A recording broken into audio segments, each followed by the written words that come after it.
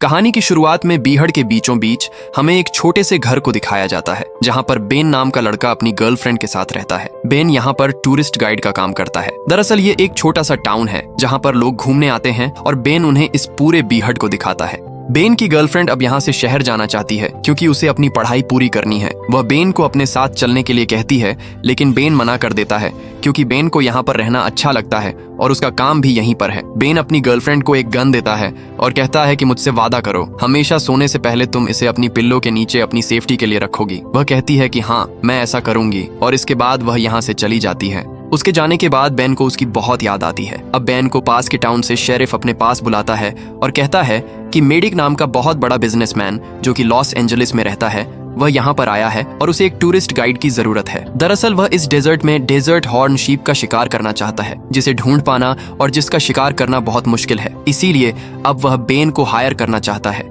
जिसके बदले वह बेन को एक दिन के $8,000 देगा। बेन के लिए यह कीमत बहुत बड़ी होती है क्योंकि इतने पैसे आज तक उसे किसी ने नहीं दिए। इसीलिए बेन उसके साथ चलने के लिए मान जाता है। जब बेन उसके साथ बाहर आता है तो वह देखता है कि उसके पास सारे साजो सामान हैं। यहाँ पर शिकार करना लीगल है, लेकिन सिर्फ उन लोगों के लिए जिनके पास लाइसेंस वाली गन है। अब ये बीहड़ के उस हिस्से में पहुंच जाते हैं जहाँ इन्हें शिकार करना है, पर सूरज ढल चुका है और रात हो चुकी है। ये एक जगह आग जलाते हैं जहां एक दूसरे से बात करते हैं। बेन उसे अपनी गर्लफ्रेंड के बारे में बताता है जो कि अब सिटी मूव हो चुकी है। साथ ही वह अपने माता पिता के बारे में बताता है और कहता है कि एक बार हम बीहड़ में फंस गए थे। दरअसल मेरे पिता की गाड़ी खराब हो गई थी। हम कई दिनों तक मदद का इंतजार करते रहे, लेकिन कोई मदद नहीं आई। मेरी मॉम ने अपनी लिपस्टिक मेरे चेहरे पर बार बार लगाई, जिस वजह से मैं हीट से बच गया, पर वह दोनों नहीं बच पाए। ये कहते कहते बेन बहुत इमोशनल हो जाता है। इसके बाद ये दोनों सो जाते हैं। अगली सुबह ये दोनों शिकार करने के लिए निकलते हैं, जहां पर रास्ते में मेडिक एक जगह बिना सोचे समझे गोलियां चलाना शुरू कर देता है, जिससे बेन समझ जाता है कि इसे शिकार करने का कोई तजुर्बा नहीं है। वह पूछता है कि तुम्हें लाइसेंस किसने दिया? वह बताता है कि मेरे पास लाइसेंस नहीं है, मेरे पास बहुत पैसा है, इसीलिए मुझे लाइसेंस की कोई जरूरत नहीं है। बिना लाइसेंस वाली गन से यहाँ शिकार करना गैर कानूनी है। इससे पहले बेन कुछ बोलता, मेडिक उसे बहुत सारे पैसे देता है। पैसे देखकर बेन का मुंह बंद हो जाता है। अब ये दोनों एक चट्टान की चोटी पर जाते हैं जहाँ से बेन दूरबीन से शिकार को ढूंढ रहा होता है। बहुत देर तक उसे कोई शिकार नहीं दिखता। साथ ही मेडिक बार बार उसे डिस्टर्ब कर रहा होता है। तभी अचानक मेडिक एक तरफ गोली चला देता है। हालांकि बेन ने उसे गोली चलाने के लिए नहीं कहा था। ये दोनों उस तरफ जाते हैं और देखते हैं कि वहाँ इसी टाउन के एक बूढ़े आदमी जो मिनरल्स की खोज करता था, उसे गोली लग चुकी है। बेन इस बूढ़े आदमी को जानता था और अब बेन उसकी मदद करना चाहता है, इसीलिए वह गाड़ी के पास जाता है। वहीं हमें मेडिक को दिखाया जाता है जो बहुत डर जाता है। उसे समझ में आ चुका है कि उसने एक जुर्म किया है। वह अपने साथी को कॉल करता है और सब कुछ बताता है कि वह फंस गया है। उसका साथी कहता है कि तुम उस आदमी को एक और गोली मार दो, लेकिन बेन की गन से। इसके बाद मेडिक ऐसे ही करता है। गन की आवाज सुनकर बेन वापस आता है और देखता है कि वहाँ 2 गोलियां लगी हैं। वह मेडिक से पूछता है कि तुमने ऐसा क्यों किया? मेडिक कहता है कि यह मैंने नहीं किया, बल्कि तुमने किया है। एक गोली तुमने चलाई और एक गोली मैंने, यानी इसकी मौत के जिम्मेदार हम दोनों हैं। बेन समझ जाता है कि मेडिक ने ऐसा अपने आप को बचाने के लिए किया है। इसके बाद मेडिक उसे कहता है कि अगर तुम इस बारे में किसी को कुछ नहीं बताओगे तो मैं तुम्हें हर साल के 3 लाख दूंगा। साथ ही यूनिवर्सिटी में एडमिशन करवा दूंगा, जिससे तुम शहर में अपनी गर्लफ्रेंड के साथ रह सको। बेन उसकी बात मान जाता है। इसके बाद ये दोनों उस बूढ़े आदमी को दफना देते हैं, उसके लिए प्रार्थना करते हैं और अपनी गाड़ी के पास आ जाते हैं। वहाँ मेडिक पानी को वेस्ट कर रहा होता है और अपना मुंह धो रहा होता है। ये बात बेन को बिल्कुल अच्छी नहीं लगती क्योंकि यहाँ पानी मिलना बहुत मुश्किल है। बेन चुपके से गाड़ी के पास आता है जहाँ उसका बैग है। उसके पास एक गैजेट है जिससे वह मैसेज भेज सकता है। इससे पहले वह शेरिफ को मैसेज भेजता, मेडिक उसे देख लेता है। मेडिक उसे गन पॉइंट पर ले लेता है और कहता है कि तुम्हारे और मेरे बीच एक करार हुआ था जिसके मुताबिक तुम किसी को कुछ नहीं बताओगे, लेकिन तुमने उस करार को तोड़ दिया। इसके बाद वह उसके गैजेट को तोड़ देता है और कहता है कि अब तुम अपने कपड़े उतारो। बेन को उसके कपड़े और जूते उतारने पड़ते हैं। मेडिक कहता है कि अब तुम इसी तरह अपने घर जाओ। बेन को चलना शुरू करना पड़ता है। मेडिक को पता है कि बेन इस तरह घर कभी नहीं पहुंच सकता, बल्कि प्यास से उसकी मौत हो जाएगी। मेडिक चाहता है कि चार्ली की मौत का इल्जाम बेन पर आ जाए। पुलिस को लगेगा कि बेन उसे मारकर भाग रहा था और रास्ते में प्यास से मर गया। अब बेन धीरे धीरे आगे चलने लगता है। उसके सामने एक पोल आता है जिस पर वह एक नंबर को पढ़ता है। मेडिक दूर से उसे दूरबीन से देख रहा होता है। वह तब तक उसका पीछा नहीं छोड़ेगा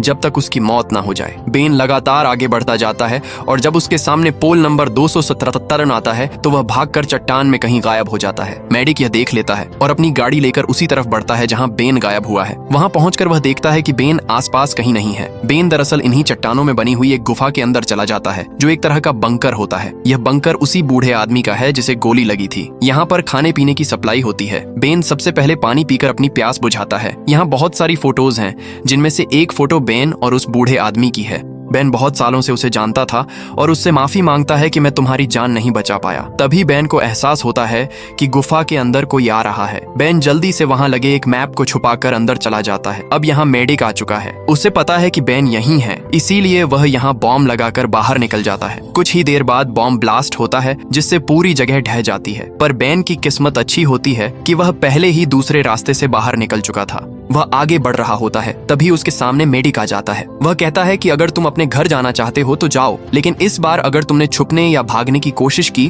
तो मैं दूर से ही तुम्हें गोली मार दूंगा। बेन को पता है कि उसके पास जो गन है वह बहुत ज्यादा एडवांस है, इसीलिए बेन को एक बार फिर आगे बढ़ना पड़ता है। यहाँ से सबसे नजदीकी टाउन 45 मील दूर है। अब बेन के पास जो नक्शा है जिसे उसने मेडिक से छुपा लिया था, उसके सहारे वह आगे बढ़ने लगता है। कुछ ही देर बाद वह उस जगह पहुंच जाता है जहाँ बेन और उस बूढ़े आदमी ने बैठने के लिए एक सोफा लगाया था। बेन उस सोफे का फोम निकालकर अपने पैरों में बांध लेता है, क्योंकि बिना शूज के चलने की वजह से उसके पैर जख्मी हो गए थे। यह जगह ऐसी है जहाँ मेडिक उसे दूर से नहीं देख सकता, इसीलिए बेन इसका फायदा उठाकर फिर से उसकी नजरों से ओझल हो जाता है। उसके पास जो मैप है उसमें लिखा होता है कि यह खजाने का मैप है। वह मैप को फॉलो करते हुए एक जगह पहुंचता है। वहां एक क्रॉस का निशान होता है। वह उस जगह को खोदता है जहां एक बॉक्स निकलता है। जब वह उसे खोलता है, उसमें एक स्लिंग शॉट और कुछ मार्बल्स होते हैं। वह उन्हें रख लेता है। मैप में एक दूसरा निशान भी होता है। जब वह वहां पहुंचता है तो जमीन में एक पानी की बोतल गड़ी होती है। उसकी बॉडी डिहाइड्रेट हो चुकी है,